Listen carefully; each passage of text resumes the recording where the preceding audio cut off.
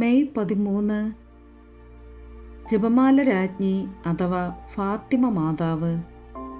1917 May 13 പോർച്ചുഗലിലെ ഫാത്തിമയിൽ ആട് മേയിച്ചു കൊണ്ടിരുന്ന Lucia, Francisco, Jacinda എന്നീ ഇടയ ബാലർക്ക് പ്രത്യക്ഷപ്പെട്ട ജപമാല രാജ്ഞി പാപികളുടെ മാനസാന്തരത്തിനായി പ്രാർത്ഥിക്കണമെന്നും നിത്യവും ജപമാല ചൊല്ലുകയും റഷ്യയെ തൻ്റെ വിമല ഹൃദയത്തിന് പ്രതിഷ്ഠിക്കുകയും ചെയ്യണമെന്ന് ആവശ്യപ്പെട്ടു. മാതാവ് ഇടയബാലർക്ക് 3 രഹസ്യങ്ങൾ വെളിപ്പെടുത്തി. പിന്നീട് ജോൺ പോൾ II മാർപ്പാപ്പ ഫാത്തിമയിലെ 3ാമത്തെ രഹസ്യം സിസ്റ്റർ ലൂസിയയുടെ സാന്നിധ്യത്തിൽ വെളിപ്പെടുത്തുകയുണ്ടായി.